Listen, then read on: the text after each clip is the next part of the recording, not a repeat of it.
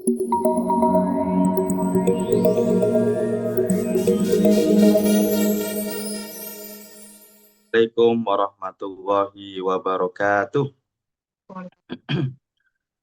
Alhamdulillahilladzi arsala rasulahu bil huda wa dinil haqq liyudhhirahu 'ala dini kullihi wa kafa billahi syahida.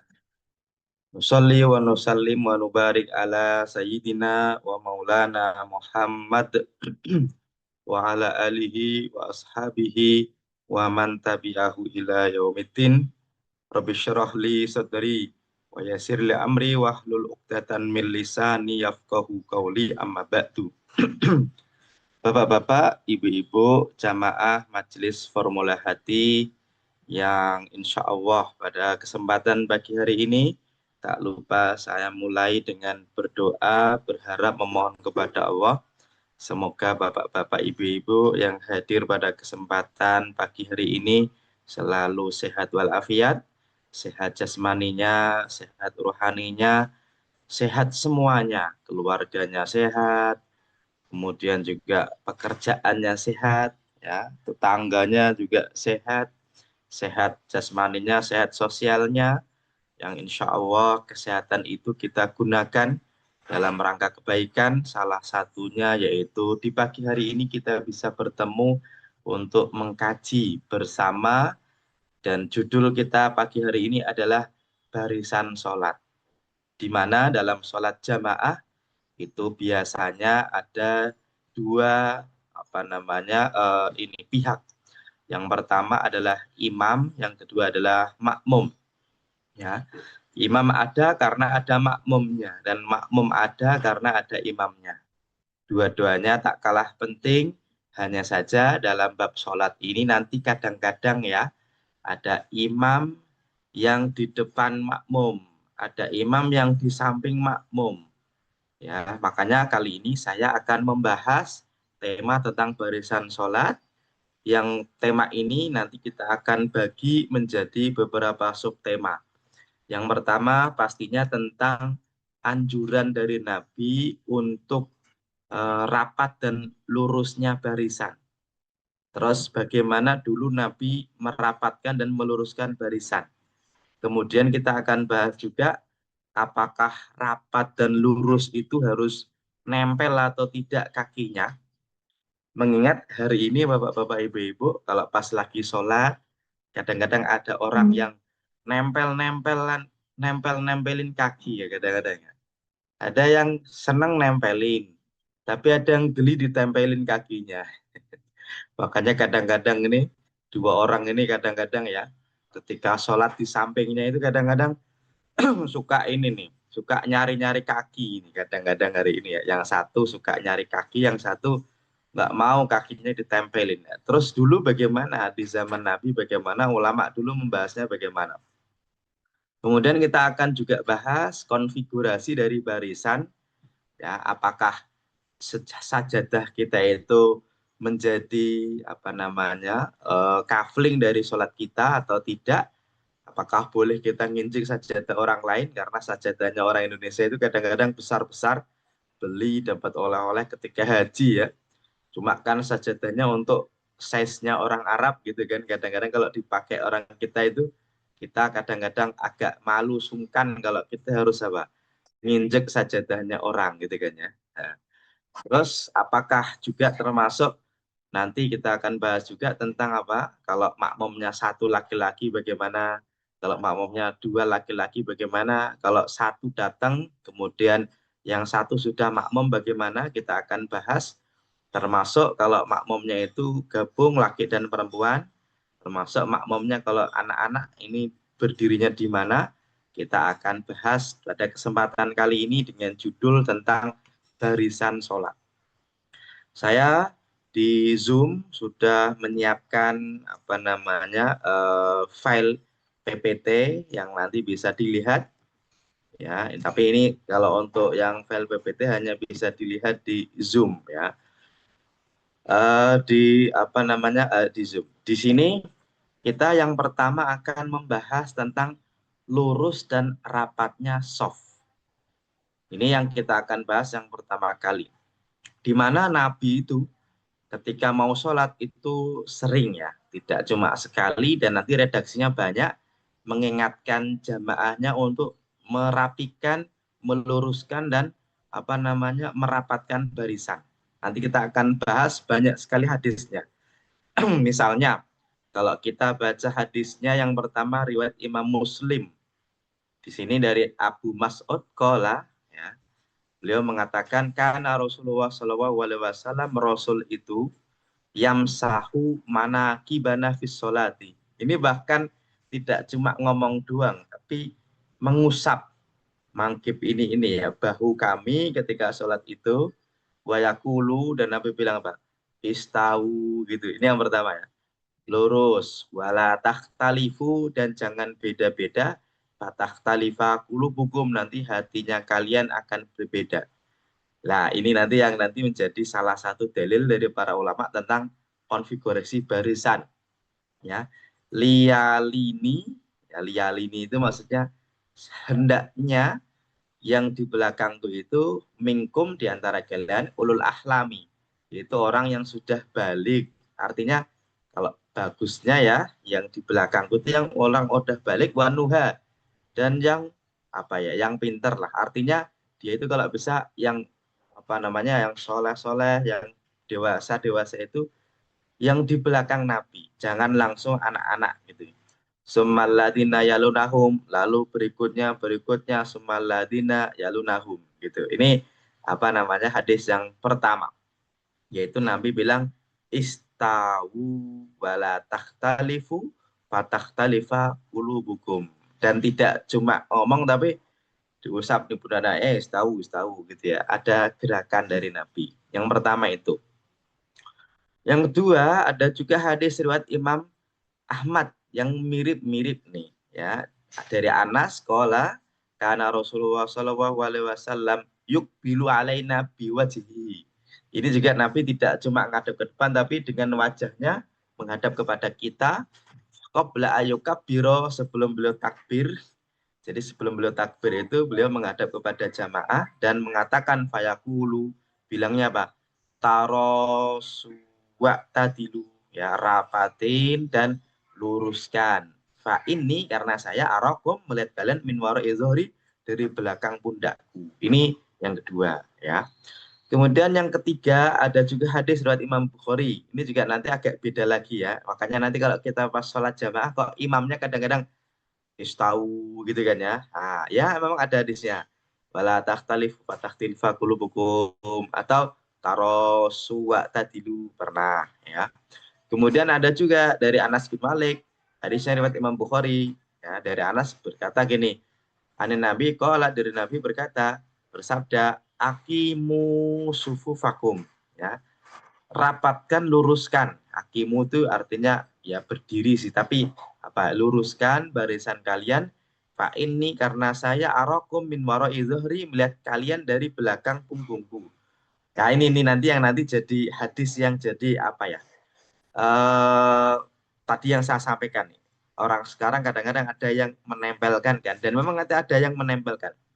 Maka kata Anas gini, ya, wakana ahaduna, ya, di antara kita itu yulziku, yang menempelkan mangki bahu, yaitu bahunya sini, bimangki bisohibihi, dengan bahu temannya, wa qadamahu biqadami, dan kodam itu artinya ini ya, tumit ya, tumitnya dengan tumit temannya ya. Tapi ini nanti menariknya Pak, kalau dari sisi hadisnya sahih, no debat, hadisnya riwayat Imam Bukhari dari Anas bin Malik ya. Tapi yang nanti jadi perdebatan adalah yang ditempelkan bahu, kemudian yang ditempelkan adalah tumit ya. Ini nih mungkin, tapi kok kayaknya susah kalau lama gitu ya, dari awal sampai akhir.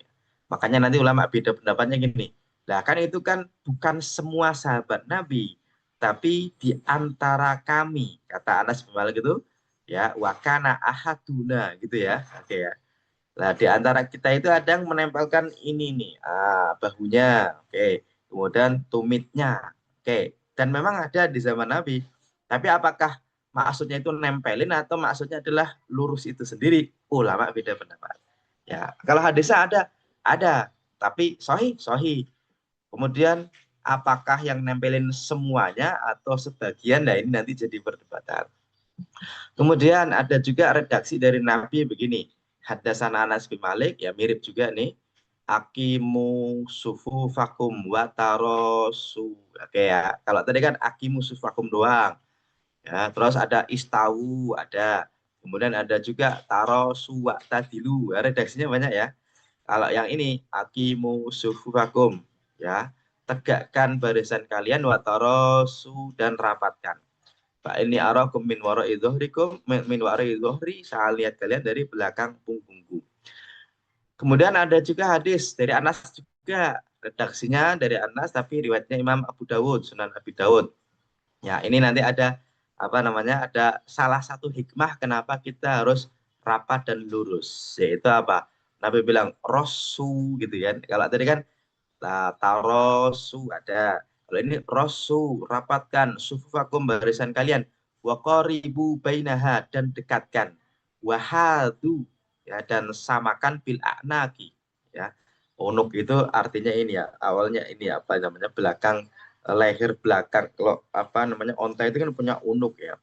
Fawalladzi nafsi biyadi, demi zat yang jiwaku berada di genggamannya, ini arosyaitona, inilah arosyaitona. Nah, ini salah satu hikmahnya.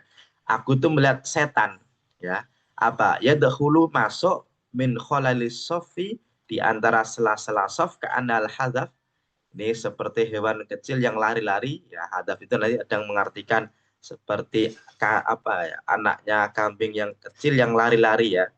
Nah, ini ada yang mengatakan begitu. Makanya kalau orang bilang ya setan itu banyak di kuburan, dalam Islam sebenarnya tempat setan diantaranya bukan kuburan, tapi apa? Masjid gitu ya. Oke.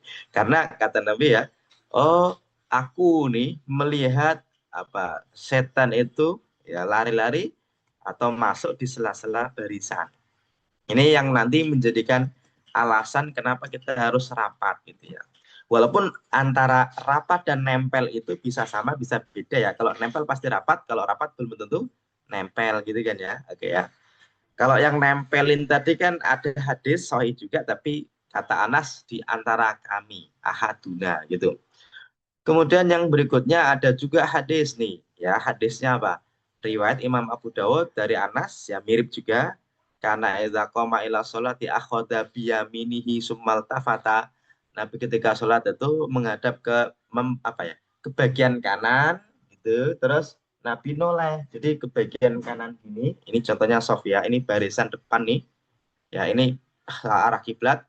Terus Nabi itu menghadap ke bagian kanan, terus apa sumal tafatalatu noleh gitu ya. Makanya ya kadang-kadang menghadap ke belakang, kadang-kadang gini ini ke depan, terus kita menghadap kanan gitu kan ya, kan kalau imam tuh terus noleh sumal tafata lalu noleh, lalu fakola Nabi bilang apa, iktadilu gitu ya, luruskan ya, sawu sufakum itu apa namanya, luruskan nah, barisannya. Suma akhoda biasari, lalu Nabi ngadep ke kiri, terus fakola Nabi bilang juga, kita dulu sahu sufakum. Jadi ya karena dia ke kiri iya gitu ya. Ah boleh. Ini hadis riwayat Imam Abu Dawud. Oke. Kemudian dari riwayat Imam Muslim, dari Anas juga nih mirip juga nih. Sawu sufufakum. Fa inna taswiyata sofi min tamamis sholati. Ya, ini kadang-kadang Imam bilang gitu ya. Ya, itadilu sawu sufakum fa inna taswiyata sofi min tamamis sholat. Karena meluruskan sof itu termasuk bagian dari sempurnanya sholat. Pernah juga, oke ya. Ini apa hadis yang berikutnya. Kemudian ada juga hadis nih. Ya, hadisnya apa? Riwayat Imam Ahmad bin Hambal. Hadisnya gini. An Abdillah bin Umar anna Rasulullah sallallahu alaihi wasallam. Nah, ini juga nanti mirip dengan yang tadi. Ya, dan setan juga apa hadir juga ketika jamaah sholat ya. Nabi bilang gini, aqimus sufufa, ya, luruskan barisannya, ya, tegakkan gitu ya. Aqimu kan tegakkan. Makanya ada apa namanya aqimus sholat kan artinya tegakkan. Fa innama tasifuna ya. Nah, nih. Karena kalian berbaris itu bisufufil malaikati dengan baris berbarisnya malaikat. Oke, ini hadisnya. Wahadu bainal manakib dan luruskan. Ya, muhada itu artinya meluruskan bainal manakib. Ya, ini kan luruskan nih. Tapi ada sahabat Nabi yang dengan meluruskannya dengan cara ditempelin gitu. Oke ya. Makanya Nabi bilangnya wahadu bainal manakib. Luruskan di antara nih Pak. Ini nih apa namanya? Bagian kanan kiri ini. Kanan kiri ini. Ya. Wasuddul kholala. Ini agak panjang ya. Wasuddul kholala ya dan juga apa namanya? Ini apa namanya? Tutup ya, tutup dari celah-celah barisan. Walinu fi aidi ikhwanikum, tapi ya, ada arahannya ya. Lin itu artinya bukan linu begelinu kan. Tapi apa ya? Apa namanya? Lemahkan. Lemahkan itu maksudnya itu ya agak santai lah kalau di antara tangan itu ya jangan terlalu gini gitu ya. Maksudnya itu walin itu maksudnya lembutkan gitu kan ya. Lembutkan di antara tangan, jangan yang disekan gitu ya jangan gitu. Walata daru tapi juga jangan apa namanya tinggalkan furujatin ya yaitu celah-celah li syaitan untuk setan gitu.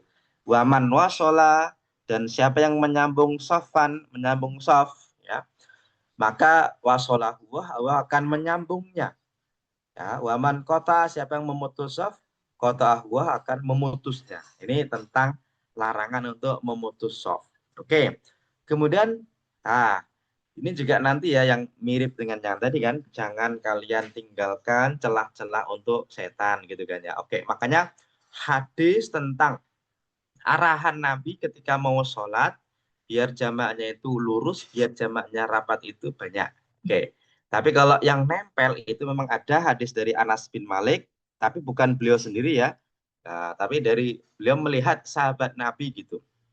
Ya, yang mana ada yang menempelkan. Makanya kalau kita bicara tentang rapat dan lurus, yaitu arahan dari Nabi dan juga jangan sampai kita meninggalkan apa namanya celah untuk setan karena setan itu juga ikut bergabung ketika kita sholat dan memang banyak hadis yang menceritakan kalau sholat itu ada setannya walaupun ini mungkin nggak populer ya karena kita itu tahunya setan kan di pasar oke betul nggak salah gitu kan terus ada juga setan itu di apa ya ya di hati-hati kita yang dia itu jalan bersama majrodam apa namanya arah dari aliran darah gitu ada.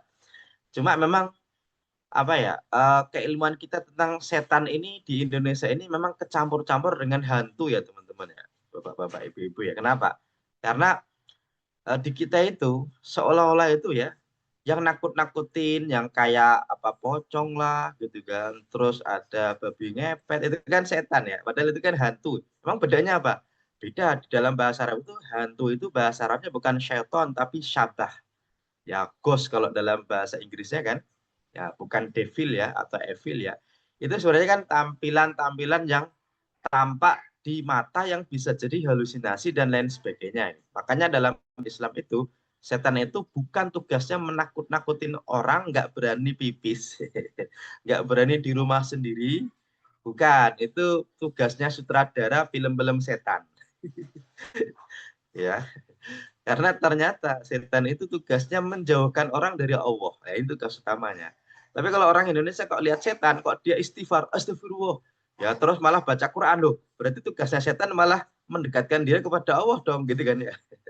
Makanya unik, unik ya. Maka di dalam hadis itu banyaknya setan itu ya, menakuti orang tentang ekonomi itu juga tugasnya setan. Ya, orang itu takut nanti kalau terjadi apa namanya krisis gimana gitu nggak bisa makan gimana ini nanti sekolah anaknya gimana takut takut gitu kan itu tuh tugasnya setan itu ya padahal rekeningnya masih jutaan gitu kan dia tiap hari nggak pernah ketinggalan makan nggak pernah kekurangan makanan gitu itu tugasnya setan tuh termasuk apa setan itu juga apa menjauhkan orang dari Allah ketika sholat harusnya dekat kepada Allah malah dia lupa sholatnya lupa bilangannya lah ini tugas setan gitu ya oke ini Nah, Caca juga semoga doanya terkabul. Amin. Saya lanjutin ya. Tugas setan apalagi ya ketika sholat kita lupa nih yang dibaca, lupa ini rokat berapa. Ini kan tugas setan tuh, gitu kan. Makanya dalam bahasa Arab syaiton dengan hantu itu beda ya. Kalau hantu itu namanya syabah, shin, ba, ha, syabah. Kalau syaiton itu tugasnya itu menjauhkan orang dari apa? Allah, dari ibadah kepada Allah. Makanya jangan biarkan adanya apa namanya lubang atau adanya celah yang menjadikan setan itu ya ikut sholat. Ya bagus dong setannya ikut sholat. Ya kalau ikut untuk sholat bagus, tapi ikutnya itu untuk mengganggu orang sholat gitu kan ya. Makanya ya nggak bagus dong. Kenapa orang sholatnya jadi terganggu gara-gara setan gitu kan ya. Oke ya. Makanya kalau kita lihat tentang menempelkan soft ya, makanya gini ya, barisan sholat itu benar-benar diperhatikan Rasul. Buktinya Nabi banyak sekali redaksinya tentang apa yang diucapkan ketika apa? Ketika mau sholat. Dan ini juga salah satu dari tugas imam ya, memeriksa barisan sambil apa nih? Ya sambil ngecek nih kira-kira barisan belakangnya itu jamaahnya siapa saja. Oh, ada Pak ini gitu kan. Oh, ini ada orang jauh nih kayaknya juga lagi ke sini gitu. Dalam rangka biar tahu kalau nanti yang penumpangnya itu siapa gitu ya. Karena kita itu sholat mengikuti dari apa yang paling lemah di antara yang hadir gitu. Ini ada anjuran dari Nabi begitu ya.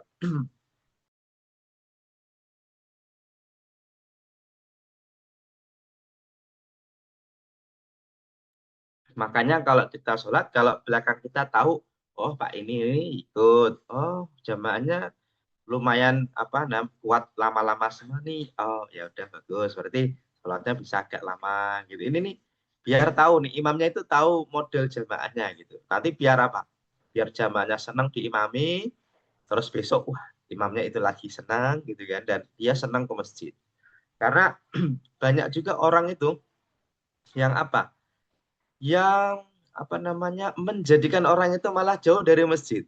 Ya, dia nggak lihat siapa yang hadir, terus sholatnya cukup lama kadang-kadang ya, ya sampai ketika cukup lama nanti jamaahnya jadi kabur. Wah, yang imam itu lagi nggak mau gitu ya kadang-kadang ya.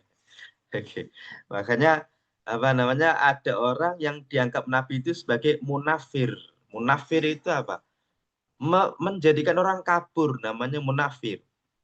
Munafir itu artinya menjadikan kabur dari masjid. Itu namanya munafir. Ya, Nabi tidak begitu suka. Ini tentang apa imam tapi jamaahnya nggak suka itu bahkan jangan sampai nanti sholatnya itu nggak lewat dari tenggorokannya dari lehernya. Ya, karena jamaah belakangnya nggak suka itu apa namanya termasuk imam yang tidak disukai apa makmumnya atau seorang pemimpin yang tidak disukai oleh rakyatnya itu termasuk salah satu yang dihindari ya. Nah, ini tentang apa, meluruskan dan juga merapatkan.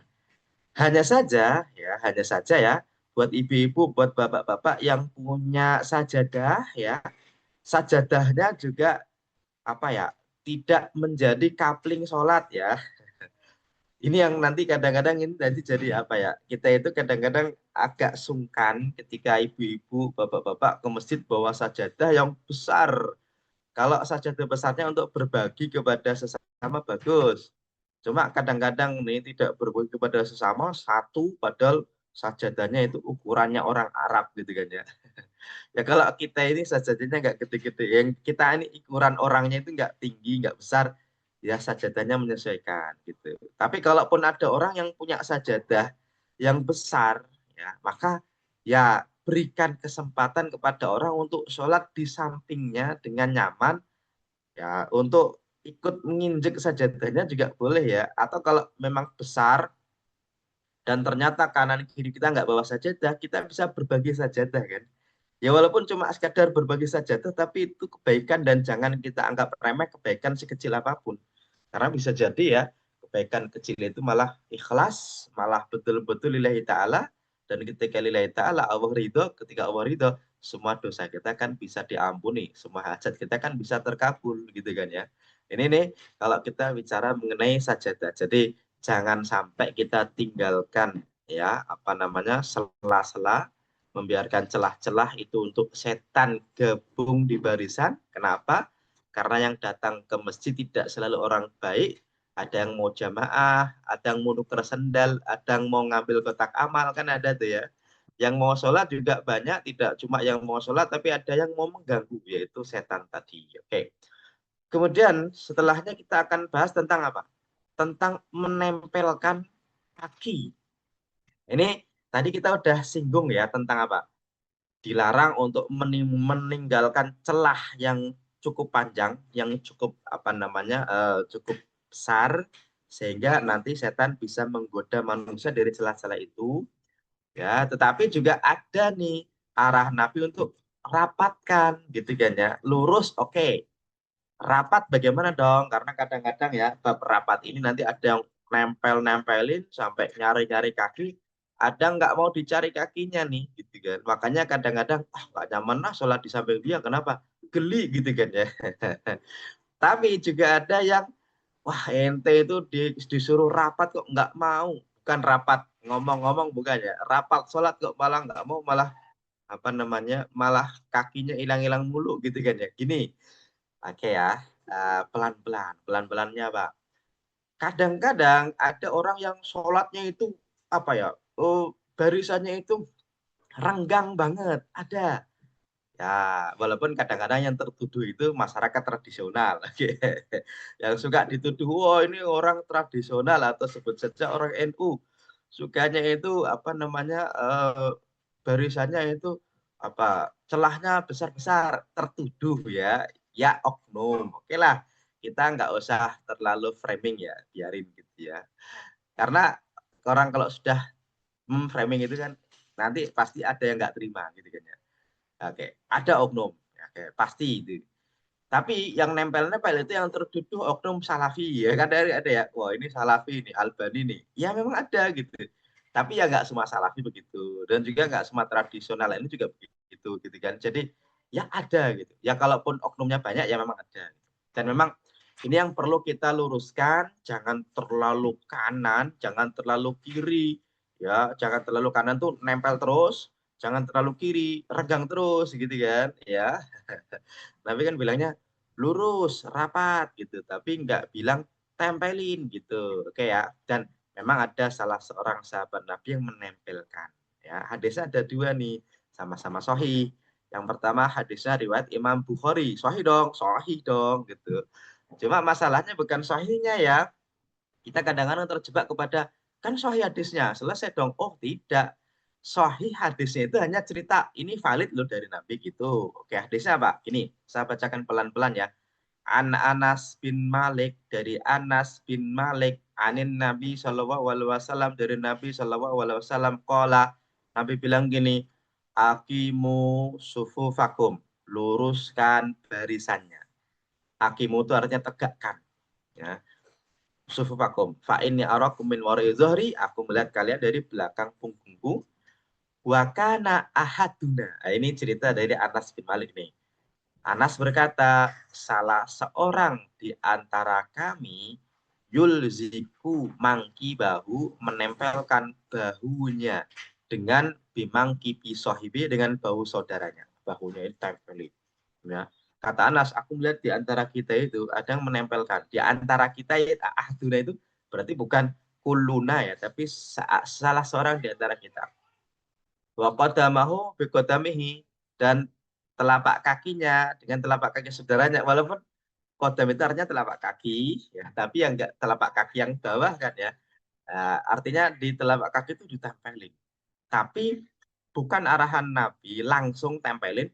Nabi bilang aki musuh baku. Ya, tegakkan soft kalian. Terus kata Anas bin Malik, aku melihat di antara kita ini ada yang menempelkan nih. Berarti memang ada apanya nih? Ada hadisnya sahih, Nabi mengatakan tegakkan barisan, di antara sahabat Nabi ada yang menempelkan bahu dengan bahu, kemudian apa namanya, telapak kaki dan telapak kaki. Oke ya, clear ya. Hadisnya clear nih. Terus hadis lain nih, tapi dari Nu'man bin Bashir, ada salah seorang sahabat Nabi yang lain nih. Kata Nu'man bin Bashir ini juga selaras dengan Anas bin Malik. Apa? Hadisnya sahih riwayat Imam Bukhari. Ra'aitur rajula minna. Aku melihat ar-rajul. Ar-rajul itu berarti satu nih, bukan rojulan minna, bukan nakiroh tapi ma'rifat.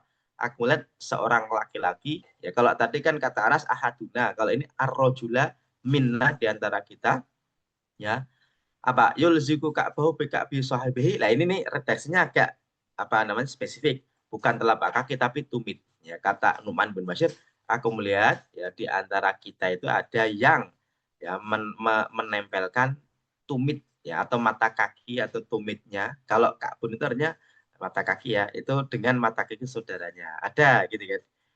Tapi kan melihatnya nggak sepanjang sholat juga gitu kan. Buktinya apa? Ya Nu'man kan nggak mungkin sepanjang sholat ngawasin orang tadi kan.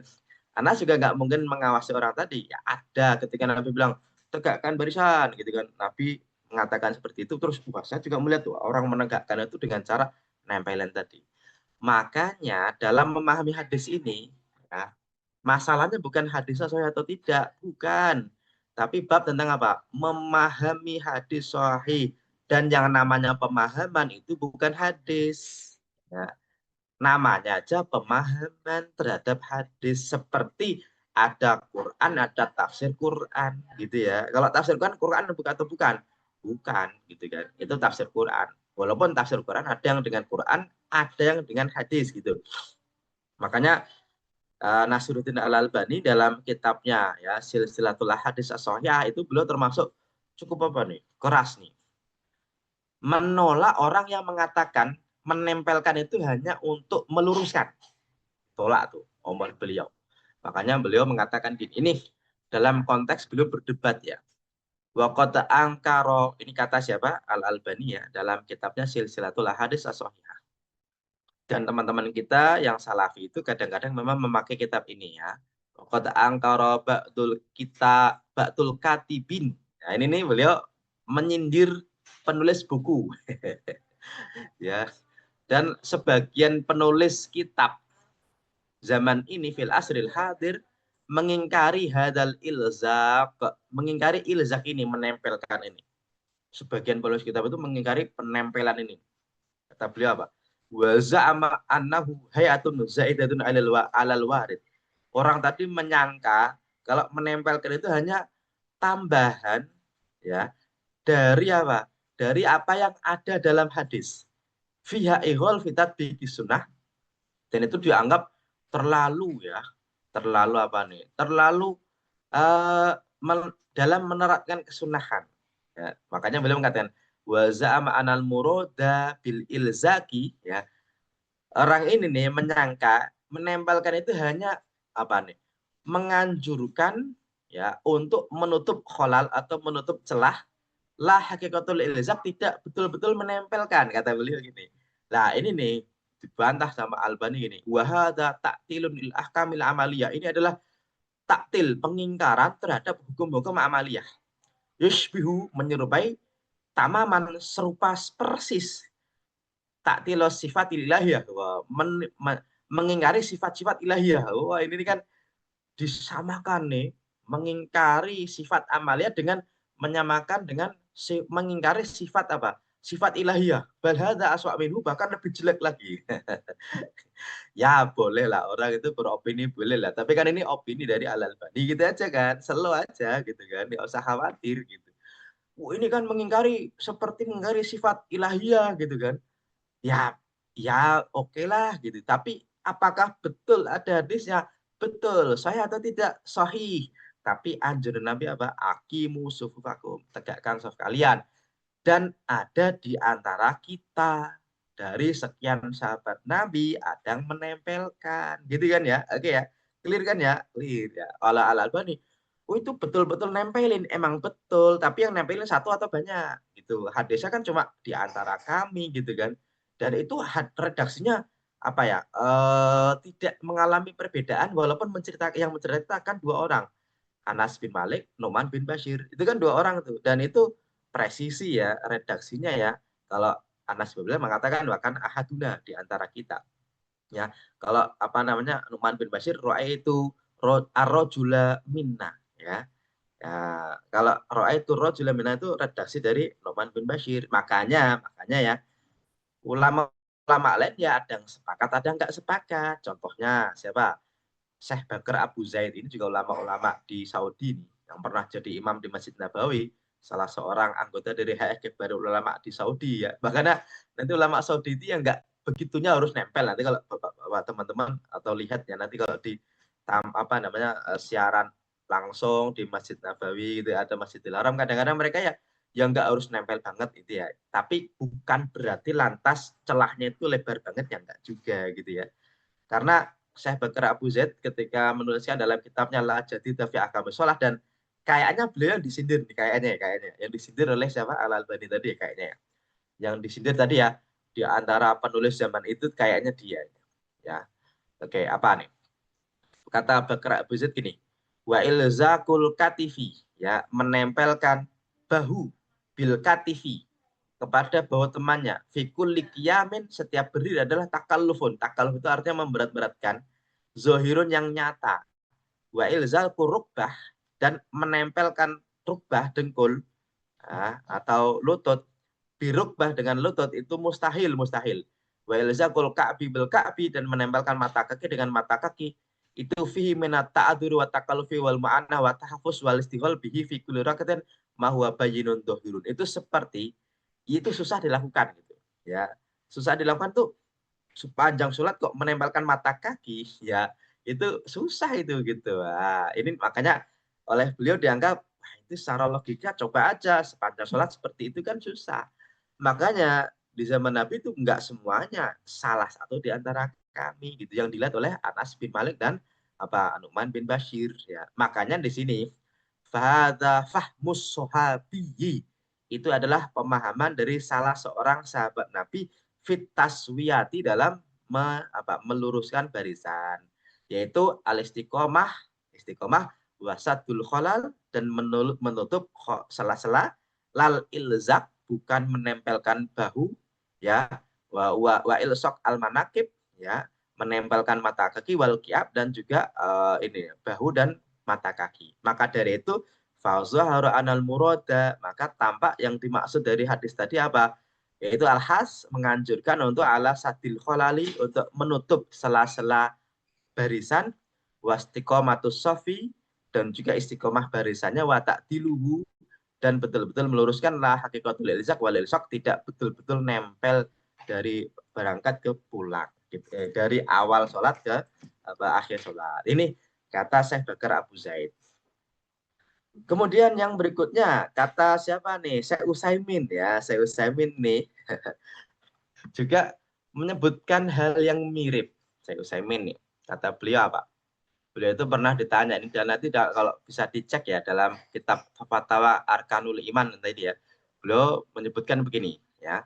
Anna kulla wahidin minhum yulsiku ka'bu bika bijari litahakukil muhazati wa taswiyatis sofi. Ya, kalau ada di antara sahabat Nabi yang menempelkan ya mata kaki dengan jamaah yang lainnya itu untuk betul-betul softnya itu lurus. Kata saya Utsaimin ya. Fahuwa laisa maksudan, itu tidak maksud utama lizatihi. Maksudnya itu bukan nempelnya itu gitu. Kata saya Utsaimin ya. Lakinnahu maksudun liwairihi, tapi maksudnya adalah untuk yang lainnya. Kama dzakara ba'du ahli ilmi, seperti yang disebutkan sebagian ahli ilmu. Walihaza, kata Utsaimin, idza tammatis sufufu wa qaman nasu, ketika sempurna barisannya dan orang udah berdiri, yang bahilikul liwahidin, maka selayaknya setiap mereka ayal siko ka'bahu bika bisahibihi litahakukil musawati, tempelin dulu biar betul-betul sudah rapat, lurus, sudah lurus gitu, kata Syekh Utsaimin. Walai sama nazalika, tidak, maknanya bukan berarti ayulazima hadal ilsaq, untuk selalu nempel, waya mulaziman, dan selalu nempel, lahu fi jami'i sholati, di seluruh sholat. Ini saya Utsaimin bilang. Dan ini ya itu perbedaan penafsiran dari perbuatan sahabat Nabi tadi. Bahkan kalau dalam redaksinya ini ya, salah satu ya. Oke. Ya, sambil-sambil ngopi boleh dengerinnya. Kalau hari ini mau ada acara ya boleh. Kalau mau gabung alhamdulillah gitu kan ya. Oke. Oke, ini apa namanya tentang menempelkan artinya ya kalau kita bisa runut masalahnya ya apa hadisnya ada sahih riwayat Imam Bukhari cerita dari Anas bin Malik dan Nu'man bin Bashir gitu ya. Oke. Nabi menyebutkan aki musufakum tegakkan saf kalian. Salah satu di antara sahabat Nabi ya itu apa tuh? Menempelkan apa? Menempelkan bahunya nih ada gitu kan. Oke. Cuma ya itu tidak ada redaksi sepanjang sholat dan tidak ada arahan Nabi langsung tuh gitu. Langsung ya langsung nempelin dan sepanjang sholat gitu. Makanya Al-Albani mengatakan, oh itu ya harus nempel, itu nggak bisa diingkari. Mengingkarinya ya seperti mengingkari sifat-sifat ilahiyah, bahkan lebih jelek. Tuh. Tapi kalau Syekh Bakar Abu Zaid, Syekh Utsaimin itu ya inilah itu kalau nempel terus kan sepanjang sholat kan susah gitu kan. Terus juga kadang-kadang juga itu termasuk takalluf, takalluf itu termasuk apa? Memberat-beratkan diri. Masa yang nempel kalau bau oke lah, tapi kalau apa lutut ya atau sampai mata kaki nempel terus kan susah gitu. Oke, ya, makanya lama mengatakan, oh itu maksudnya adalah untuk apa? Untuk lurus. Dan cara meluruskannya dengan apa? Ditempelin gitu ya. Oke, ini saya Utsaimin bilang gitu. Termasuk nanti ulama Hambali, tapi lebih klasik lagi, Ibnu Rajab Al-Hambali yang meninggal tahun 795, belum punya kitab ya, mensyarah Sahih Bukhari ya. Nah, makanya nanti Fathul Bari itu nanti ada syarahnya Ibnu Hajar, ada syarahnya Ibnu Rajab Al-Hambali ya. Namanya mirip ya. Ya dalam kitab beliau nanti ada pembahasannya gini. Hadis Anas haza, ya hadis Anas itu ya dulu menunjukkan ala anna taswiyatas sufufi bahwasanya meluruskan saf itu di antara caranya apa? Muhadzatul manakibi ya wal aqdami yaitu meluruskan ya apa bahu dan telapak kaki. Maksudnya yang lurus itu bahunya dan telapak kakinya. Maksudnya apa? Gini, ya bukan telapak sih, maksudnya apa namanya tumit lah ya.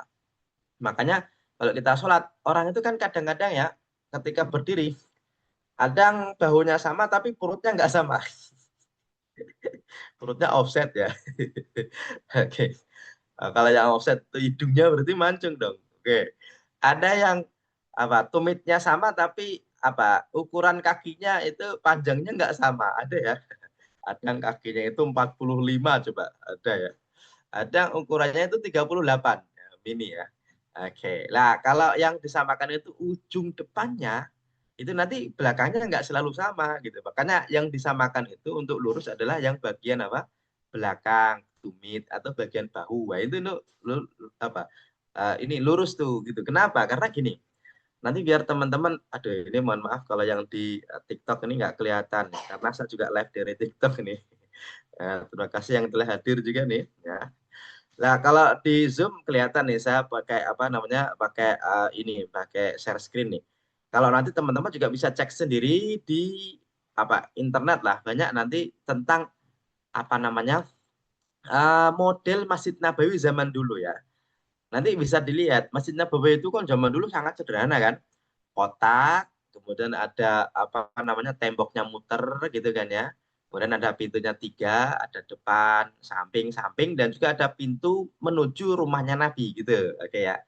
Lah ini khusus Nabi. Lah yang depan itu nanti ada apa, atapnya, yang belakang juga ada atapnya, yang tengahnya kosong gitu, nggak ada atapnya, nggak ada apa namanya kubahnya ya. Ada mimbarnya tapi mimbarnya sederhana waktu itu dan bawahnya itu apa pasir ya makanya kalau bawahnya pasir nggak mungkin dikasih penggaris nggak mungkin dikasih garis biar lurus kalau sekarang gampang lurus biar kakinya yang penting ini ya ujung kaki belakangnya atau tumitnya itu tempelin ke garis itu kan gampang tuh ya kalau di zaman Nabi bawahnya kan pasir ya kasih penggaris gimana susah gitu makanya kayak kita ini baris berbaris di depan orang banyak orang gitu kan kalau lagi baris berbaris kan ya siap gerak lancang kanan gerak gitu kan lah lancang kanan itu lancang atau lancang ya Ini kan ditempelin lah, tempel itu artinya oh udah lurus dan udah pas nih. Ini apa namanya jaraknya satu dengan yang lainnya. Kalau mau senam biasanya kan suruh rentangkan kanan, kanan kiri gitu ya biar nggak nyenggol-nyenggol. Tapi rentangkan kanan, lancang kanan itu tidak sepanjang baris berbaris terus begitu gitu. Ya, ini yang dipahami oleh para ulama karena memang yang dilihat oleh para ulama itu hadis tadi ada sahih tapi bukan semua sahabat Nabi tapi sebagiannya. Ini tentang apa? Menempelkan. Makanya kalau kita baris berbaris atau sholat di lapangan yang nggak ada garisnya itu tuh bahu satu udah nempel, udah lurus itu aja ke sono bisa melengkung apalagi yang nggak nempel gitu kan. Ini nih perdebatannya di situ. Tetapi kalau apa ya tetap arahannya jelas ya, luruskan, rapatkan, tapi apakah nempel atau tidak ulama beda pendapat, tapi jangan sampai membuat celah yang lebar yang sampai menjadikan itu untuk setan bisa menggoda orang sholat. Jadi kita tetap adil ya, adilnya itu tetap ini. Ya jangan terlalu luas ya barisannya. Kalau bawa sajadah besar harus kita apa nih sadari ya jangan sampai kita nanti menjadikan teman kita kanan kiri itu nggak nyaman gitu. Yang kadang-kadang sajadahnya itu defaultnya itu ada garisnya ya.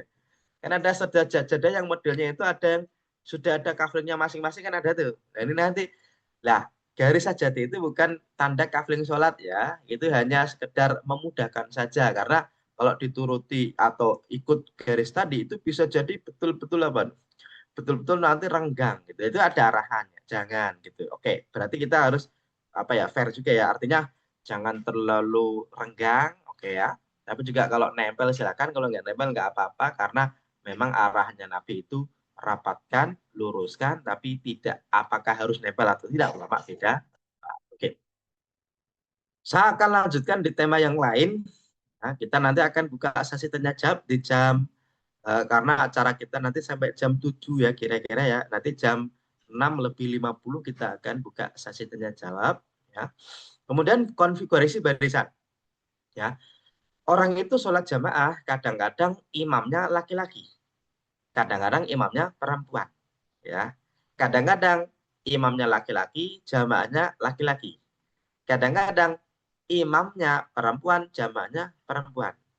Kadang-kadang imamnya laki-laki, jamaahnya laki-laki dan perempuan. Oke. Maka nanti konfigurasinya nanti macam-macam gitu. Kadang-kadang jamaahnya itu pisah, laki-laki sendiri, perempuan sendiri, kadang-kadang campur, imam laki-laki, jamaahnya laki-laki perempuan, kadang-kadang imamnya perempuan, jamaahnya harus perempuan semuanya ya. Tidak boleh ada imam perempuan, makmumnya laki-laki dewasa. Kalau laki-lakinya anak kecil ya ya apa sih namanya? Anak bawang ya ya anggap saja mereka ikut-ikutan lah gitu aja ya. Oke, tetapi gini, nanti ini konfigurasinya ini kalau pisah, kadang-kadang laki-laki imamnya, makmumnya kadang-kadang satu laki-laki, kadang-kadang ada satu jamaah, tahu-tahu datang satu orang. Atau laki-lakinya itu makmumnya dua, lalu datang satu gitu. Atau makmumnya langsung banyak. Nanti gimana nih konfigurasinya tuh pindahnya jamaah gimana gitu ya. Nah ini apa namanya kalau pisah. Sebagaimana kalau perempuan nanti imamnya bisa satu, makmumnya satu, bisa imamnya satu, makmumnya dua atau lebih. Makanya saya akan bahas satu persatu biar tidak apa namanya bingung. Yang pertama adalah imamnya pasti satu, nggak mungkin imamnya dua ya. Makmumnya itu satu, laki-laki. Nanti ada hadisnya. Hadisnya apa? Qala Ibnu Abbas bilang gini, fakum tu fasona tu mislama sona Rasulullah. Jadi Ibnu Abbas itu pernah sholat sunnah pastinya ini ya, bersama Rasul. Kemudian beliau berdiri. Summa zahab itu kata Ibnu Abbas, aku lalu berdiri. Fakum tu ila jambi di samping beliau. Fawadu'a Rasulullah sallallahu alaihi wasallam yadhul yumna ala roksi fa'akhoda biudunil yumna yaftiluha. Oke, ini nih nanti ceritanya unik nih. Nanti apa namanya? Ya, nanti ada ini. Ya, hadisnya lebih panjangnya nanti dari Ibnu Abbas gini. Fasolatu khalfahu waktu itu ya Ibnu Abbas itu sholat bersama Rasul jadi makmum berdiri di belakang Rasul. Fakhoda biyadi Nabi ngambil pada sholat ya. megang tangannya Ibnu Abbas di belakang, fajarroni menarikku, fajalani hidahu meletakkanku, kata Ibnu Abbas, di samping beliau, ya, sejajar dengan beliau. Makanya kata hidahu ini nanti jadi perdebatan ulama, apakah sejajar persis atau agak mundur sedikit, ya. Karena hidah itu artinya sejajar, tapi sejajar persis atau agak mundur, dalam madzhab Syafi'i agak mundur. Biar apa? Biar menghindari hadis imam, ya, atau makmum tidak boleh lebih maju daripada imam. Nah, ini nanti dalam madzhab Syafi'i. Tapi nanti dalam madzhab lain, enggak kan sejajar kan berarti persis dong gitu. Falamma aqbala Rasulullah sallallahu alaihi wasallam ala salatihi khonastu. Nah, ini nanti yang jadi perdebatan. Jadi kan tadi kan Nabi mau sholat tuh, Ibnu Abbas itu berdiri di belakang, lalu Nabi narik ke belakang, ke depan, di samping, sampingin gitu kan. Ternyata ketika Nabi sudah takbir nih, Ibnu Abbas itu khonas itu artinya mundur dikit ya, mundur dikit ya. Makanya fasalah Rasulullah SAW, lalu Nabi sholat ya, falaman sorofa lali, selesai sholat itu Nabi bilang kepada Ibnu Abbas, masya'ni aj'aluka hidai fatuh nisu. Ente itu Ibnu Abbas, tadi saya sudah taruh di samping saya, malah engkau agak mundur dikit, kenapa gitu, kata Nabi ya, selesai sholat. Fakul tuh ya Rasulullah, Ibnu Abbas bilang gini, Rasul, awayam bahi li ahadin ayusol liyahidaaka. Nah, ini nanti jadi perdebatan nih, karena redaksi Ibnu Abbas nih, apa pantas ya seorang di antara kami itu sholat di samping engkau persis, dan memang tidak ada yang di samping persis kecuali nanti ada Abu Bakar ketika Nabi sakit, ya Abu Bakar itu sholat di samping Nabi. Itu pun kasusnya itu Abu Bakar jadi imam sholat, berdiri lalu Nabi mulai agak mending ya, dari sakitnya, lalu ke masjid lah Abu Bakar mau mundur, Nabi tahan situ aja gitu. Itu pernah. Tapi kalau Ibnu Abbas ini memang kata Ibnu Abbas, hadisnya ini riwayat Imam Ahmad ya. Ya, emang pantas orang itu berdiri di samping engkau Nabi. Wa anta Rasulullah sallallahu alaihi wasallam atok alladzi ataka Allah, ya. Engkau kan utusan Allah yang telah diberi gini ya, wahyu dan sebagainya. Faqaqala. Nah, fa'ajab tuhu. Ya, terus Nabi takjub kepada Ibnu Abbas, tidak memarahinya, ya. Malah fada'a li, ya. Nah, makanya kata Ibnu Abbas itu, gara-gara itu Nabi takjub kepadaku gitu kan. Terus mendoakan kepadaku apa? Ayazidani ilman wa fahman. Allah menambahkan kepadaku ilmu dan pemahaman.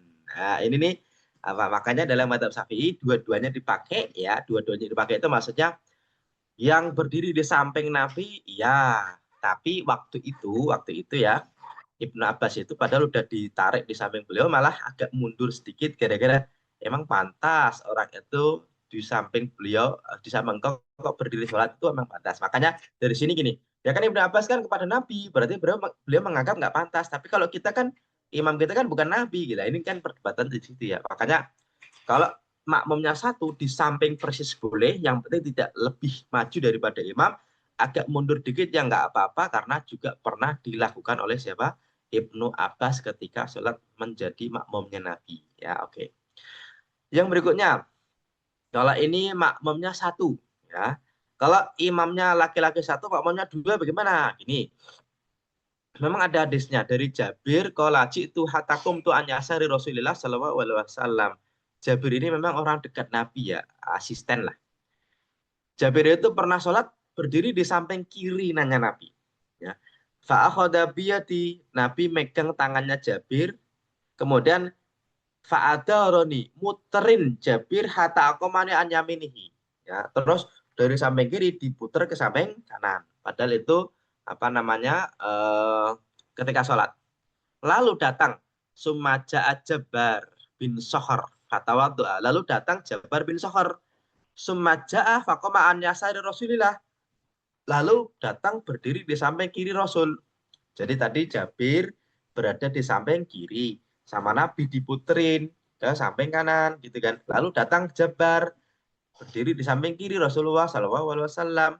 Fa'akhada Rasulullah Shallallahu Alaihi Wasallam, Rasul itu memegang biyadaina jami'an, dengan dua tangan kami berdua tadi ya, Jabir dan Jabar, fadafa'ana meletakkan kami hatta aku mana khalfahu, sampai kita berdiri di belakang beliau. Makanya kalau makmumnya dua, itu berdiri di belakang dua-duanya. Kalau sekarang kan biasanya ya itu tepuk pundak ya. Ada orang makmum di samping kanannya imam. Ketika lagi di mall, lagi di pom bensin, lagi di rest area, tahu ada orang depan itu, ada orang datang. Biasanya kan tepuk pundak, tepuk pundak. Ya walaupun nggak ada hadisnya ya. Kalau mengikuti hadisnya sih gini, orang tadi berdiri di samping kiri. Setelah berdiri samping kiri, imamnya apa? Menjadikan makmumnya mundur ke belakang dua-duanya. Tapi kan ini nggak selalu mudah nih hari ini. Kadang-kadang makmumnya ya nggak tahu, imamnya nggak tahu kan, gitu kan ya. Makanya kadang-kadang hari ini ya tepuk pundaknya aja gitu. Walaupun ada yang bilang nggak usah tepuk pundak, ngomong aja. Lah kalau ngomong nanti kalau dijawab kan batal sholatnya. Ya udah takbir aja dengan keras, Allahu Akbar. Lalu yang belakang, yang depan mundur ke belakang, kadang begitu ya. Ya ini hanya cara saja sih ya.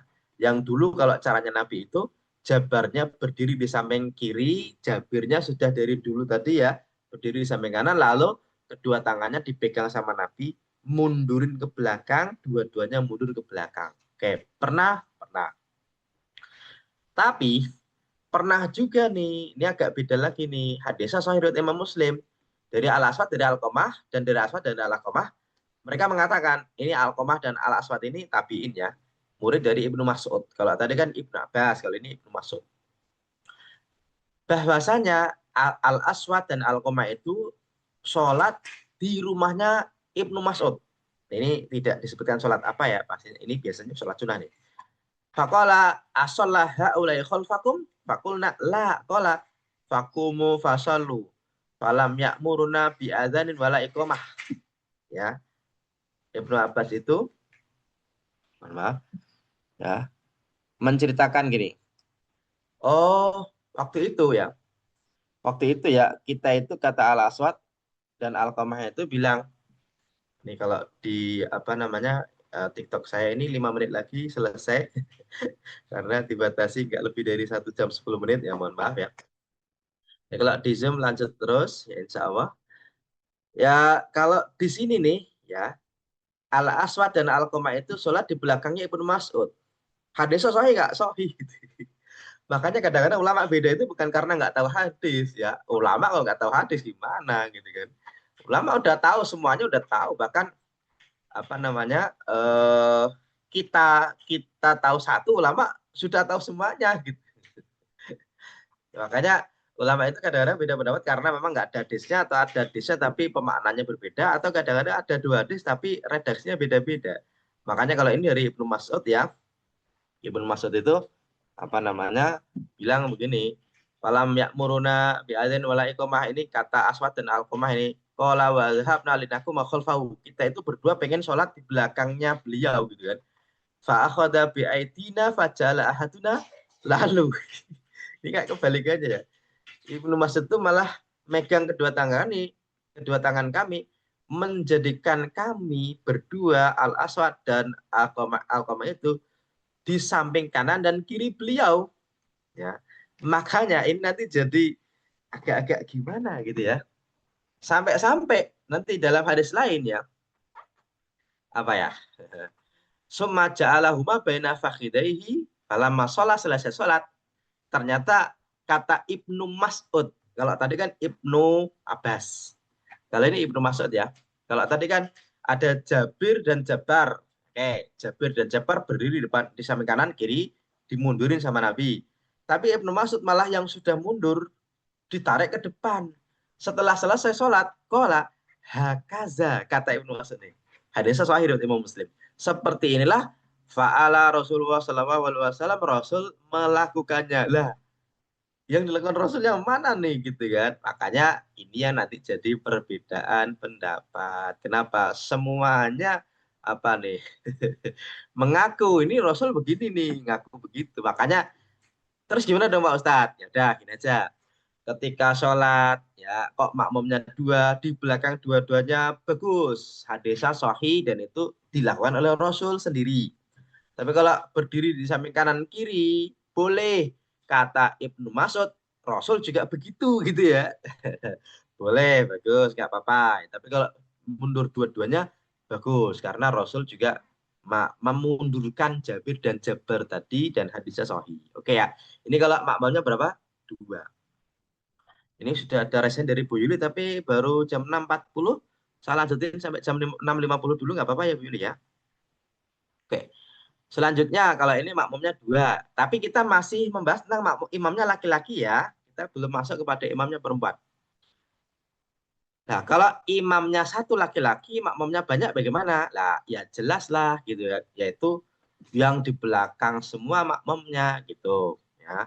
Terus, kalaupun di belakang semua, kalau bisa yang belakangnya imam ini yang betul-betul tahu fikih sholat jamaah, tahu bagaimana melanjutkan kalau imamnya tumbang di tengah jalan. Kalau harus minta pemain pengganti ya, pemain pengganti. Lagi musim bola nih pemain pengganti ya. Oke. Karena kadang-kadang imam itu nggak bisa melanjutkan gara-gara suaranya hilang. Oh, Allah, ya hilang. Atau kadang-kadang pusing banget. Atau kadang-kadang batal sholatnya. Berarti kan ada istikhlaf namanya. Istikhlaf itu apa?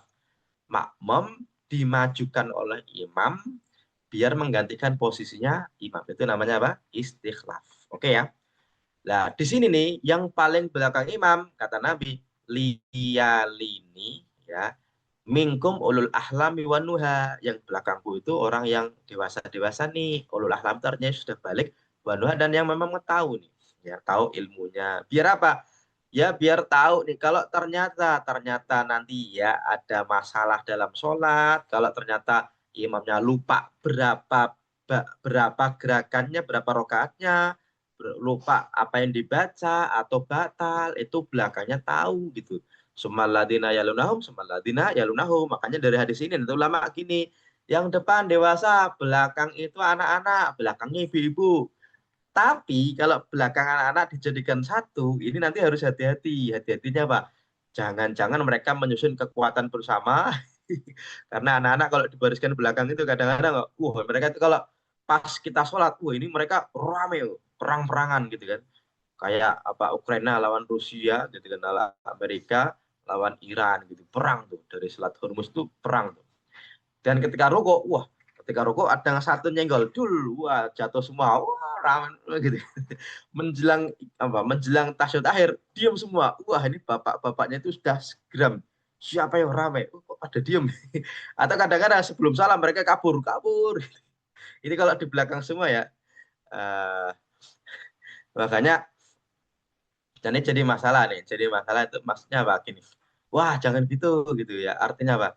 Ya kalau di belakang semua kok bisa bagus, bagus. Tapi kalau nggak bisa ya apa ya? Diselang-seling boleh juga. Yang penting tidak di belakang imam banget. Itu kalau makmumnya banyak. Jadi kalau makmumnya banyak itu campuran berarti ya.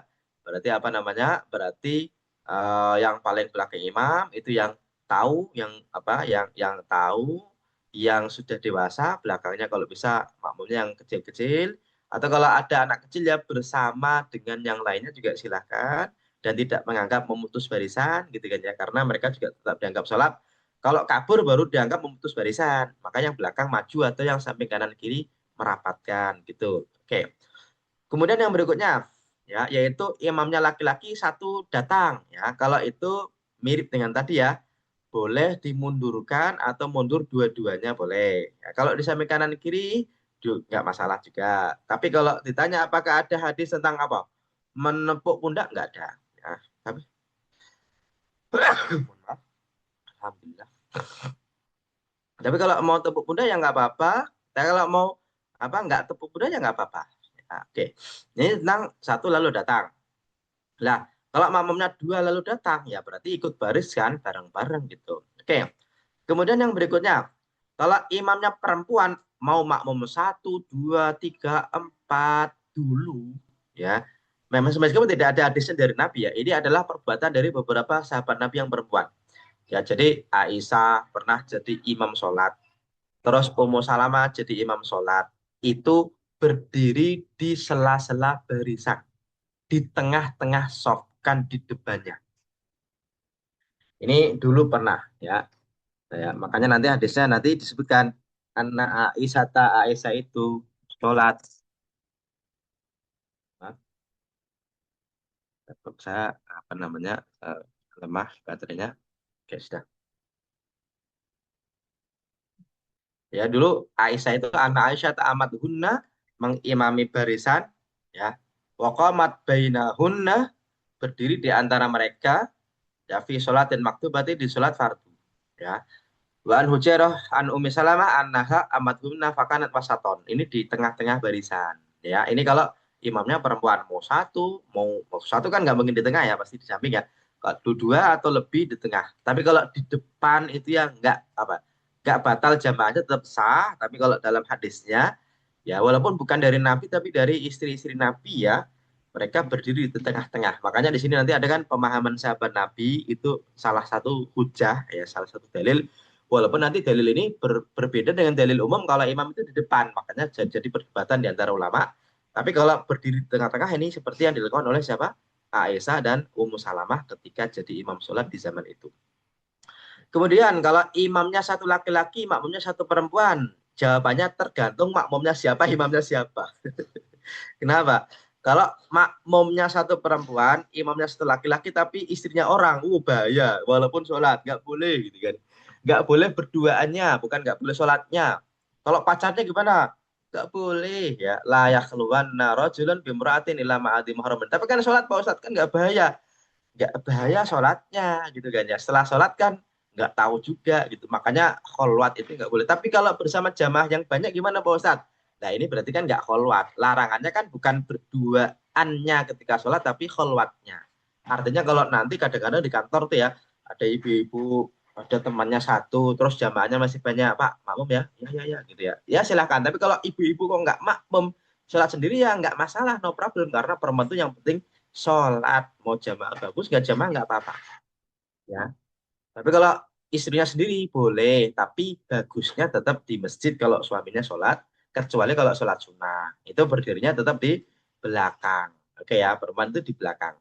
Oke, kalau imamnya laki-laki, satu laki-laki dan satu perempuan. Ya, barisan berarti laki-lakinya tadi persis seperti yang tadi di samping kanan, makmumnya yang perempuan tetap di belakang.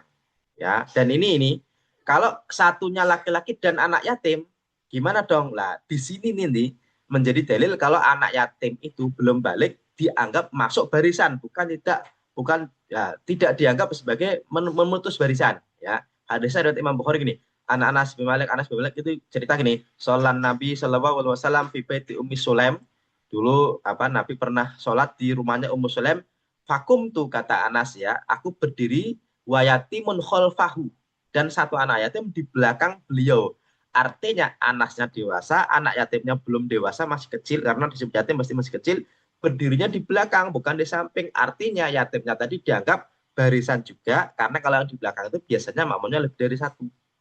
Ya artinya kalau sekarang anak kecil kok ikut barisan sholat, boleh tidak dianggap memutus barisan. Oh kan dia belum sunat, nggak ada urusan dengan belum sunat, gitu kan ya. Oke ya. Tapi ya bisa dipastikan anaknya nggak kabur-kaburan ketika sholat. Takutnya nanti pas barisan pertama, rokat pertama ikut sholat, rokat yang kedua lari-lari di depan jamaah, bahkan pecinya imam diambil, dilepas, dilempar. Ini nanti kacau tuh ya. Makanya kalau anak kecil kalau usianya 7 tahun bahkan diperintahkan sholat ke masjid bersama bapaknya kalau anaknya laki-laki. Tapi kalau di bawah itu ya tergantung anaknya bisa dikondisikan atau tidak. Terus yang berikutnya masih ada waktu 2 menit sebelum kita buka tanya jawab. Ya, kalau imam sebaiknya di tengah betul, ya karena sebaiknya ya wasitul imama wasadul kholala riwayat Imam Abu Dawud. Wasitu tengahlah imam wasadul kholala dan tutuplah apa? Tutuplah kholal. Tapi ini sunnahnya ya. Artinya gini, kalau ini barisannya ini ya datang tuh satu satu satu gitu kan, satu satu satu. Ya kalau datang lagi jangan di samping kanan, tapi di belakang imam. Nanti biar apa? Ke belakangnya ada lagi gitu ya. Karena kadang-kadang ada yang lalu ujung-ujung mojok gini. Ya was itu artinya tengahkannya itu ikuti barisan yang tengah-tengah dulu gitu, itu bagusnya gitu. Kemudian yang berikutnya masih ada ya sedikit ya. Oke, berarti cukup. Berarti yang terakhir untuk apa namanya ibu-ibu ya. Memang dulu di zaman Nabi ya, di zaman Nabi itu modelnya gini. Dulu di zaman Nabi ini. Ah, ini masjidnya di zaman Nabi. Jadi di zaman Nabi itu Bu, Pak, Ini imamnya ya, imamnya di sini ada mihrabnya juga. Nah ini rumahnya Nabi ada pintunya, jadi ke rumah Aisyah gampang, ke rumahnya Ummu Salam, apa namanya, Saudah juga gampang. Ini ada pintunya nih. Makanya waktu Nabi itikaf, kadang-kadang dari rumah langsung ke masjid gitu kan ya. Nah, yang depan itu ada atapnya. Ini ada atapnya, atapnya ini semuanya atapnya, tapi ini sebagai gambaran ada kayu-kayunya gitu. Ya, makmum masuk dari kanan, ya, masuk dari kiri gitu ya. Lah, dari sini juga ibu-ibu masuk nih, tapi di belakang dulu gitu. Nah, tapi yang nggak langsung di belakang sih. Ketika sholat, nah, Nabi menyebutkan sebaik-baiknya saf adalah kalau laki-laki itu di depan, kalau perempuan di mana di belakang. Itu biar tidak dekat antara laki-laki dan perempuan ini, bapak-bapak di depan, ibu-ibu di belakang. Karena ibu-ibunya juga nggak banyak di zaman itu ya. Ini di zaman Nabi. Tapi kalau sekarang gimana Pak Ustadz? Kalau ada tutup nih hijab gini, ya kalau ibu-ibu datang langsung ke depan bagus karena udah ada penutup. Kalau dulu nggak ada. Tapi kalau ternyata sholatnya itu kadang-kadang sekarang kan bapak-bapak ibu-ibu disikat dengan pembatas terus ibunya di samping sholatnya sah, sholatnya sah. Yang nggak sah itu kalau makmumnya di belakang ya. Kecuali kalau makmumnya udah meninggal itu berarti bukan sholat jamaah tapi disolatin. Ini nih konteksnya zaman dulu. Tapi kalau di zaman dulu tetap apa ya di belakang makmumnya yang perempuan. Kalau sekarang kok di samping ya kadang-kadang ada.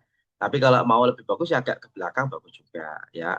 Tapi kalau di samping banget selama dibatasi kasih pembatas sholatnya tetap sah, jamaah tetap sah. Oke. Dari sini oh ternyata di TikTok nggak berhenti lanjut ya. Kita akan buka tanya jawab Mbak Rina ya. Ya Ustaz, silakan. Yang pertama tadi sudah apa chat duluan dari Ibu Diana Safitri. Assalamualaikum, waalaikumsalam. Afan, izin bertanya Ustadz, bila ruang jamaah putra dan putri berjejer lah gini, berjejer nih. Bagaimana cara pengambilan saf pertama untuk putri? Apakah dari tengah saf atau dari posisi yang paling dekat dengan imam? Jawabannya tetap paling dekat dengan imam. Karena gini, Bu, ya di zaman dulu perempuan itu zamannya nggak banyak, kebanyakan di rumah gitu kan ya. Oke, dan tidak ada pembatas antara laki dan perempuan gitu. Oke, makanya perempuan di belakang cukuplah gitu. Kalau sekarang kan ada pembatasnya, bisa jadi zamannya juga cukup banyak. Maka kalaupun agak maju dengan imam, no problem, nggak masalah. Untuk apa? Untuk memberi kesempatan kepada jamaah berikutnya. Karena kalau jamaahnya kok di belakang, nanti kalau ada orang masuk, pertanyaannya masuknya lewat depan atau belakang gitu kan ya. Nah kalau pintunya dari belakang kok jamaahnya belakang semua udah penuh. Lah nanti masuknya lewat mana nih gitu. Jadi apa namanya tetap di depan bagus karena sudah ada pembatas gitu ya antara jamaah laki-laki dan perempuan dan itu ya apa namanya menyesuaikan. Oke. Yang berikutnya tadi ada yang raise hand dari Ibu Yuli dan siapa nih ya? Ya. Silakan Ibu Yuli dulu. Oh, Bu Yuni, Yuni dan Yuli. Ini Bu Yuni lahirnya bulan Juni, Bu Yuli lahirnya bulan Juli nih. Wah, pas banget nih. Silakan Ibu Yuli dulu. Ya, Assalamualaikum warahmatullahi wabarakatuh. Waalaikumsalam warahmatullahi wabarakatuh. Ustadz, batasan lurus itu apa pundak, apa ujung jari telapak kaki, atau apa belakang bagian belakang kayak bagian tumitnya gitu, Ustadz. Jadi yang Ya, dipakai yang mana? Misalkan oke. kalau yang kalau kan bisa aja kan kaki satu sama sebelahnya itu beda gitu ya, Ustadz. Jadi yang Beda dipakai yang panjangnya, mana? betul. Ya, jadi dari tiga itu bagaimana? Terus Siap. yang kedua, kalau orang pakai kursi di antara mereka itu ada yang pakai kursi di tengah-tengah Oh, apa iya ya, soft betul. gitu, Ustaz. Nah, itu bagaimana? Yang dipakai apa?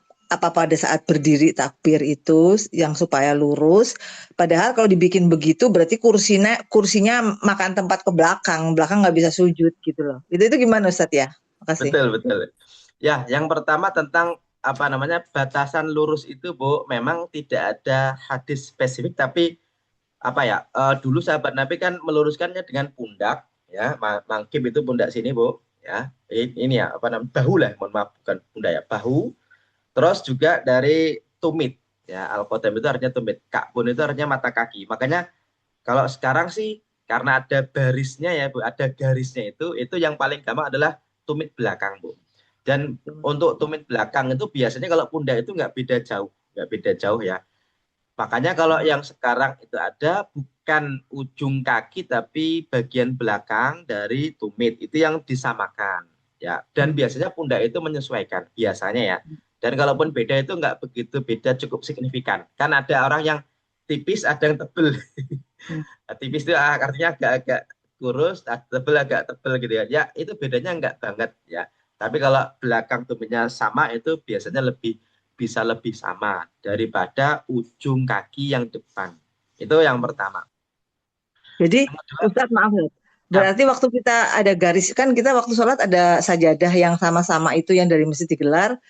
Berarti betul, tumit kita yang paling belakang ditempelin di ujung di garisnya itu ya Ustadz ya. betul, betul. Itu yang paling Nah, mudah Bu, untuk saat ini. iya. Karena model jamaah kita alhamdulillah nih Bu nih sudah ada garisnya. Kalau di Mekah kan nggak ada garis Bu. Iya. Kalau di Mekah di Masjidil Haram ya Bu ya, itu kan nggak ada garis kecuali ya apa batas marmer gitu kan ya. Ini nih ya di ini disamakan dari batas marmer itu. Walaupun kadang-kadang tidak ada garisnya, kadang-kadang ya. Tapi kalau ada garisnya yang disamakan dari tumit yang belakang tadi lebih lebih ini Bu, lebih gampang untuk meluruskannya. Ya, syukran. Siap. Yang kedua berkaitan dengan sholat duduk di atas kursi ya Bu ya. Memang kalau bisa diusahakan walaupun agak maju ya, karena pastinya nih Bu nih pasti agak maju karena duduknya itu kan apalagi kakinya nanti kan agak nekuk ke depan ya Bu ya.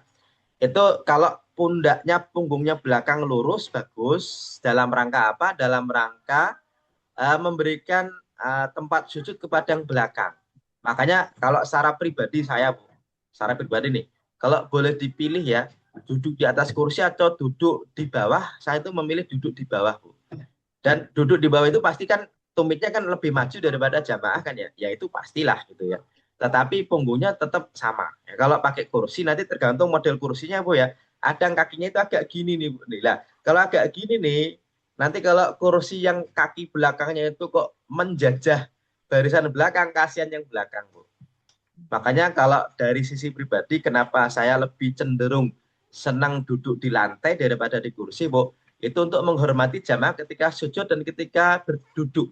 Untuk ketika sujud dan ketika duduk. Karena ketika Iya. orang lain pada sujud, dia itu kayak lebih tinggi gitu ya. Makanya Iya, kalau Ustadz. secara pribadi saya lebih suka duduk di bawah. Tapi kalaupun duduk di kursi ya nggak masalah. Karena orang nyamannya kan macam-macam, Bu. Tetapi kalau dari sisi kenyamanan berjamaah, lebih nyaman duduk di bawah. Karena apa? Karena bisa saling sama ketika duduk. Karena kalau orang sholat itu kan berdiri sama tinggi, duduk sama rendah ya Bu ya. Tapi kalau orang duduk di kursi, berdiri tidak sama tinggi, duduk tidak sama rendah, itu kan agak-agak masalah nih. Tapi kalau pakai kursi ya no problem, nggak masalah. Tapi Iya. yang jelas punggungnya disamakan dengan yang lainnya, walaupun dia itu agak maju.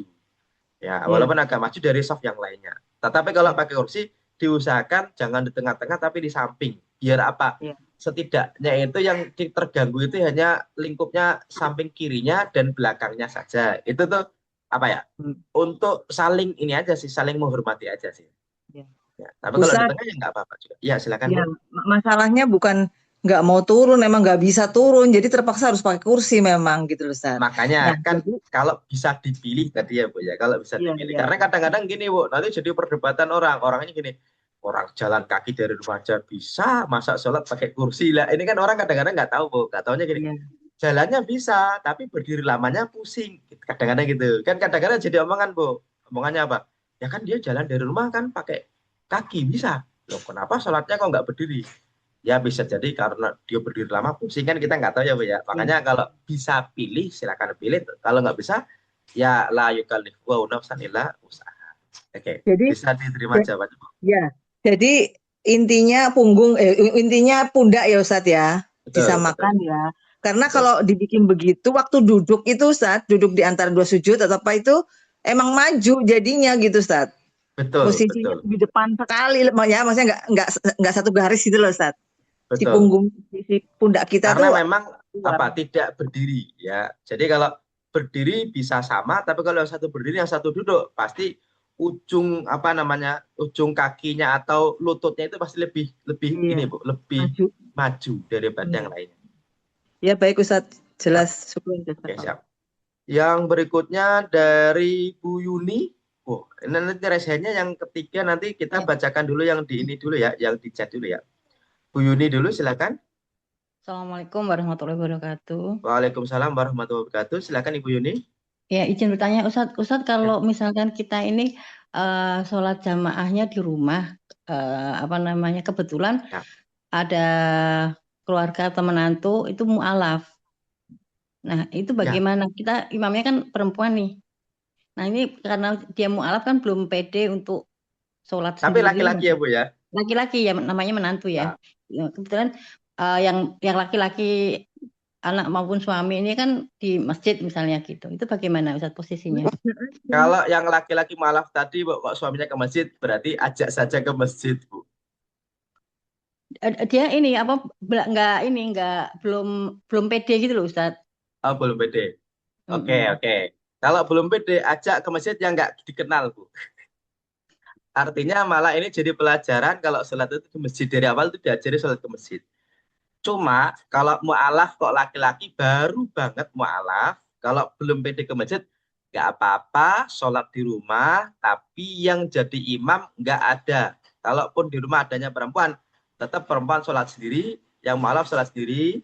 Nanti Bu, sholat itu kalau jamaah Bu, pakai pendapat yang tidak wajib baca apa-apapun boleh, kecuali baca takbir dan salam ikut. Makanya kalau nggak baca Fatihah boleh. Justru kalau sholat jamaah itu, Bu, itu makmum tinggal ngikut saja sebenarnya gitu. Kalau sholat sendiri malah baca-baca. Makanya kalau pas lagi sholat, pas mu'alaf ini sholat, Bu, nanti ada nih, Gria Mu'alaf, Mu'alaf Center itu sudah punya buku apa? Buku kecil, Bu. Kalau dia sholatnya sambil megang buku atau megang HP, dibaca bacaannya sendiri boleh. Ya, selama dia memang sudah waktunya sholat, mau nggak mau harus sholat, ya, dan apa, ya udah mau nggak mau dia sholat ya harus baca aja gitu. Tapi kalau jadi makmum lebih lebih gampang malah Bu. Takbir nih gimana? Allahu Akbar bisa nggak? Allahu Akbar terus diem aja diem gitu ya Bu ya. Kalau mau baca tasbih kan boleh, pasti gampang lah subhanallah subhanallah subhanallah gitu boleh. Kalau sholat sendiri Bu tetap baca boleh pakai HP gitu ya. Kalau nggak bisa baca bahasa Arabnya gimana Pak Ustadz? Baca Latinnya boleh. Yang rukun-rukun dulu. Takbir, Fatihah, tasyahud akhir. Sambil membaca boleh. Atau beliin poster Bu, taruh di depannya untuk membaca. Sholatnya di rumah boleh, tapi kalau diajak ke masjid lebih bagus. Ya. Kalau nanti sholatnya, latihannya kapan Pak Ustadz? Jangan ketika sholat fardu, tapi sholat apa? Sunnah saja. Ini sholat untuk latihan. Nah, tapi kalau mau sholat di rumah, perempuan itu tetap apa? Tidak menjadi imam dari laki-laki. Meskipun itu ini ya Ustadz ya, istri ataupun ibunya gitu tetap nggak bisa jadi imam dari laki-laki Iya, ini. kecuali Ya. kalau anak kecil, Bu. Itu ya hanya sekedar sebagai apa namanya bimbingan. Atau kalau enggak hanya ikut saja tapi enggak jadi imam, Bu. Maksudnya gini, ikuti saya tapi kamu sholat sendiri ya, boleh. Baik, baik, baik Ustadz, terima kasih Ustadz. Siap. Oke.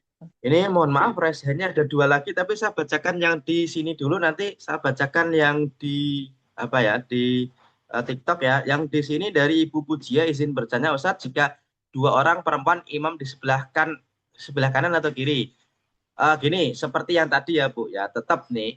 Kalau tadi kan Nabi kan di sini makmumnya di sebelah kanan. Ya mau kalau berarti kan dua orang ini berarti perempuan semua ya. Berarti imamnya di sini di apa? Ini sebelah saya nih. Ini kanan nih Bu nih. Ini kanan nih. Takutnya nanti di apa namanya di layar Ibu keliru ya. Ini kanan saya. Ini makmum itu di sebelah kanan saya. Ya, berarti makmum perempuan kalau satu pun di sebelah kanan, bukan di kiri. Karena tadi ada yang di kiri terus dipindah ke arah kanan oleh Nabi. Tapi kalau saking-sakingnya makmum di sebelah kiri, jamaah tetap sah. Karena kadang-kadang ini ada orang sudah sholat nih di samping kanan banget. Kita pengen makmum. Lah kok dia samping kanan banget, kanannya tembok, kita nggak bisa, ya udah sebelah kiri aja. Ya boleh gitu ya. Itu boleh. Atau kadang-kadang ada orang sholat jamaah, ya kita cuma dapat yang sebelah kiri ya boleh, tapi bagusnya tetap sebelah apa kanan kalau makmumnya cuma satu, imamnya satu walaupun perempuan. Oke, yang berikutnya dari Pak Wahid. Assalamualaikum warahmatullahi wabarakatuh. Jika ada orang sholat berdua, imam dan makmum sejajar, terus ada makmum baru datang, dia untuk menarik makmum ke belakang, takbir dulu atau tepuk pundak atau menarik dulu? memang bagusnya kalau saya bilang takbir dulu, Pak. Karena kalau sebelum takbir kok dia mundur, maka dia seolah-olah sholat belakang imam itu sendirian gitu. Makanya kalau mau gini, kita nggak usah nepuk, tapi langsung takbir Allahu Akbar. Dan kalau mau makmum yang depan itu mundur sendiri tanpa ditepuk boleh. Jadi gini, kita nih nepuk pundak dulu boleh, tapi kita apa ya? Setelah nepuk pundak kita takbir, setelah takbir makmumnya mundur. Itu yang paling bagus. Ya walaupun nggak harus nepuk juga sih. Yang paling bagus gini, kita takbir Allahu Akbar di belakangnya imam, makmum yang di samping mundur dengan sendirinya. Ini yang paling bagus. Tapi kan nggak selalu bisa gitu kan ya. Bisa jadi makmumnya nggak tahu kalau kita apa. Kita itu imam gitu. Kita itu pengen makmum kepada dia gitu. Makanya kalau mau nepuk pundak boleh, terus kita takbir, dia mundur paling bagus. Tapi kalau kita tepuk, dia mundur, kita baru takbir ya. Sholat dia tetap sah, tapi apa ya? Dia berarti pernah sholat sendiri di belakang imam, gitu aja sih. Ya. Makanya nanti yang paling bagus tuh tadi ya kita takbir tanpa nepuk pundak. Ya, kalau yang kedua bisa kita tepuk pundak, kita takbir dia mundur, atau kalau enggak ya kita tepuk, terus kita takbir, terus barengan dia mundur ya boleh-boleh juga. Ya, oke. Kemudian yang dari Ibu Diana, apa Ustaz melanjutkan pertanyaan saya tadi, saya saat ambil soft untuk jamaah putri di tengah-tengah soft atau dari samping kanan kirinya yang terdekat dengan imam. Oh, oke. Kalau yang di samping kanan kiri tadi ya, oke mohon maaf.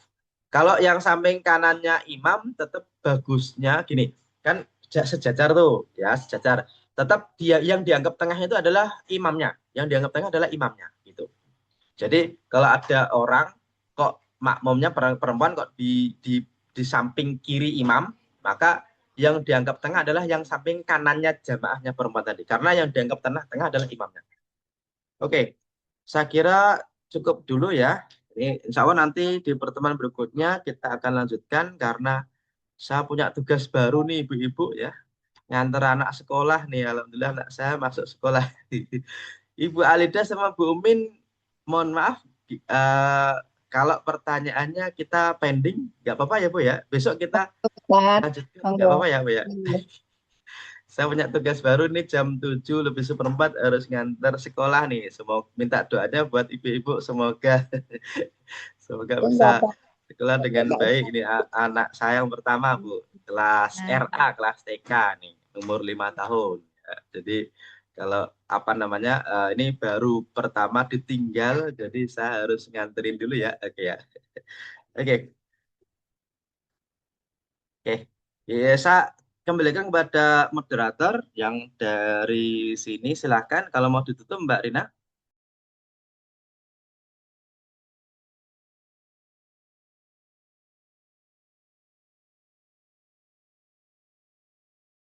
Oh, Mbak Rina, kalau nggak ada, saya tutup langsung aja ya Bu Yuli ya. Oke, kita siap, semangat sekali. Siap Bu, makasih doanya Ibu Diana nih. Kita akhiri dengan sama-sama berdoa memohon kepada Allah. Insya Allah di pertemuan berikutnya kalau masih ada bab tentang soft, saya kira masih sih. Karena gini, kita belum membahas kalau imamnya tinggi, makmumnya bawah, itu belum bahas ya. Karena wah ini nanti kalau mau dilanjutkan cukup panjang, tapi semoga dinikmati dan semoga bisa difahami buat ibu-ibu semua, buat bapak-bapak semua. Kita akhiri dengan sama-sama berdoa memohon kepada Allah. Bismillahirrahmanirrahim. Astagfirullahaladzim, astagfirullahaladzim, astagfirullahaladzim. Wassallallahu ala nabiyina wa maulana Muhammadin walhamdulillahirabbil alamin. Wa manfa'na bima 'allamtana wa 'allimna ma yanfa'una wa zidna kulla yaumin ilman nafi'ah. Rabbana la tada' fi majlisina hadza dzanban illa ghafartah wa la dainan illa qadaitah wa la hamman illa farajtah wa la maridun illa syafaitah wa la hajatan min hawaijid dunya wal akhirati illa ataitah ya arhamar rahimin.